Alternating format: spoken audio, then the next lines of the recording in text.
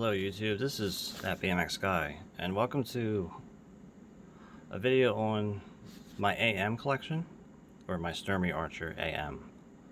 Now the Sturmey Archer AM is a medium ratio hub that's 3 speeds.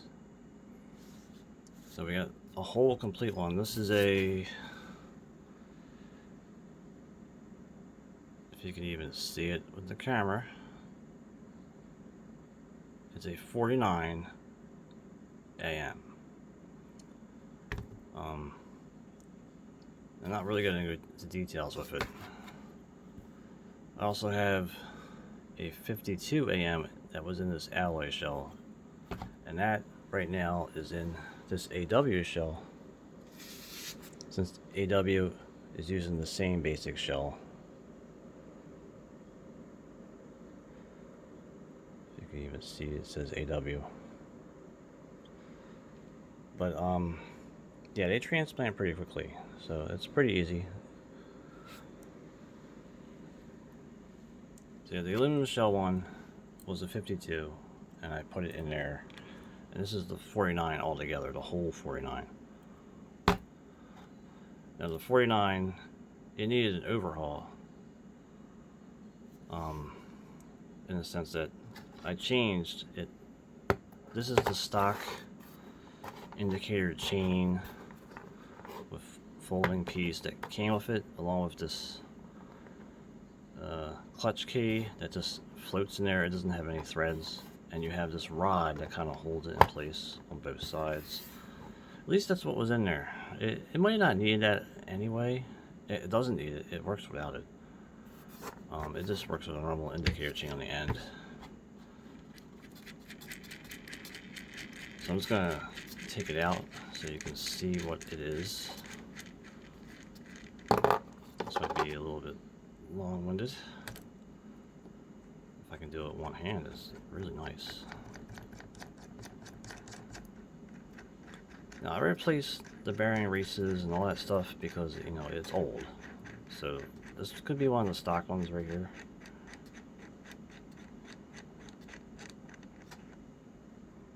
Right? But this might actually be one of the better ones. If I get it apart with one hand. I'll just take the spacers and trims off.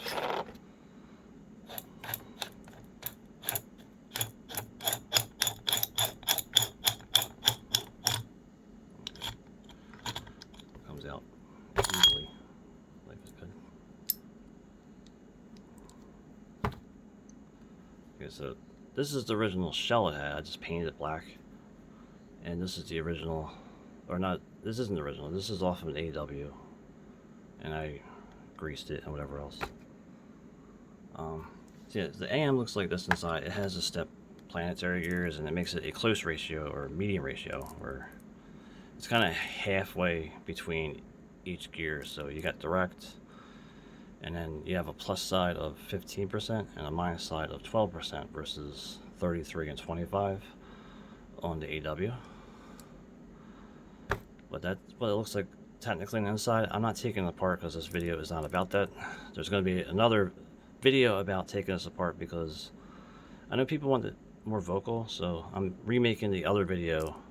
It's going to be a little bit easier to remake it when it's not a wheel, so I'll remake that video soon, shortly. I kind of find the AM to be an important hub. These are the original races that were on that. They're kind of pitted on the race side,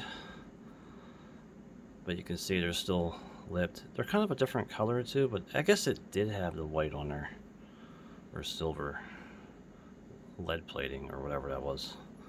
So they changed their color scheme.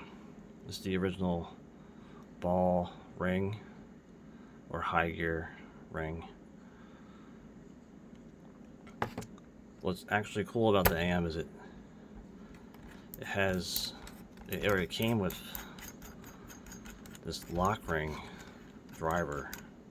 So the driver that we're all used to seeing is this 3-prong driver, and you have more selection in cogs as far as getting those. But then this was a racing hub, so it kind of had this 12 spline cassette kind of driver. As you see, this sprocket's kind of dead. It's no good anymore. Teeth were hooked. It's like a 19 tooth, I guess, or I don't want to count it. I don't even remember what it is. If you want to count it in the video and tell me, that's fine.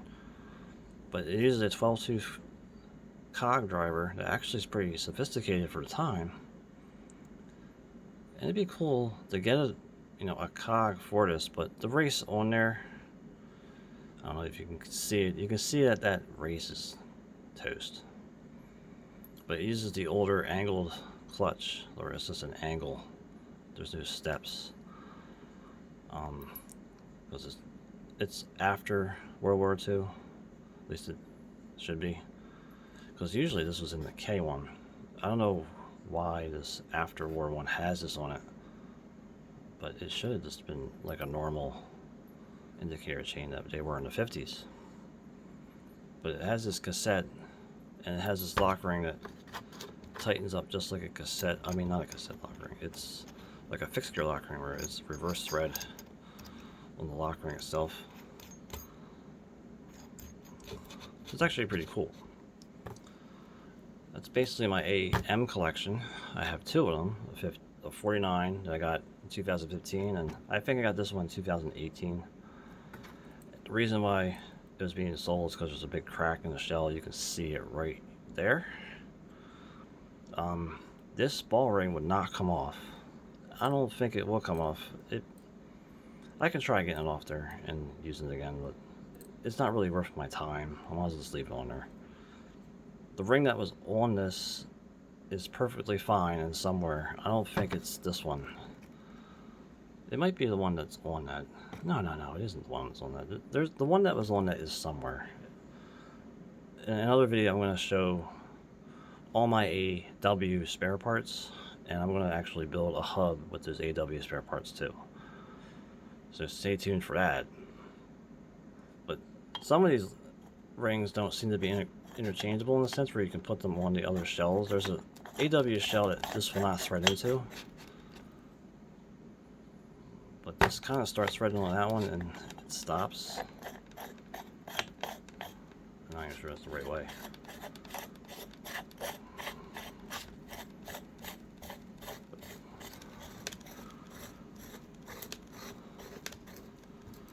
But yeah, sometimes they're not compatible, but that one seems to be compatible.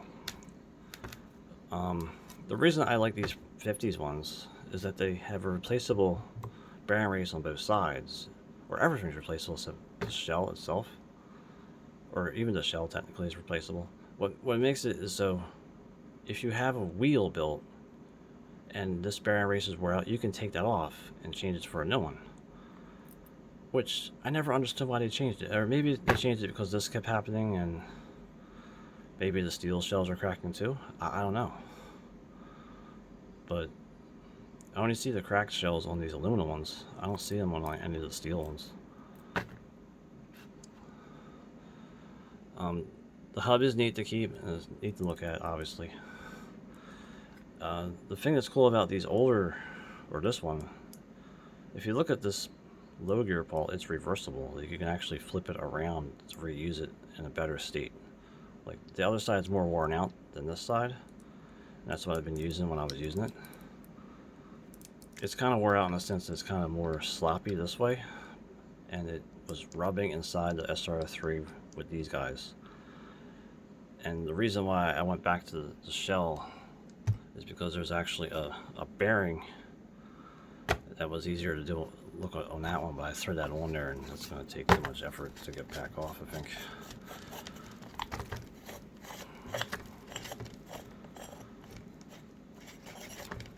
If I can get it off with... Okay. So there's a lip. That lip acts as a bearing for the whole planetary cage. And it helps keep that from flopping around there. In this case, the AM seems more floppy in that sense than the AW, but it's not that it's flopping, it's just the fact that it flops enough for these chatter inside the hub shell, and it's more noticeable on the SRF3 because it's aluminum. And the aluminum probably isn't helping the teeth. Even if it's a soft metal compared to them, it still might add material eventually and start making the teeth not the way they're supposed to be, sharp. So, yeah.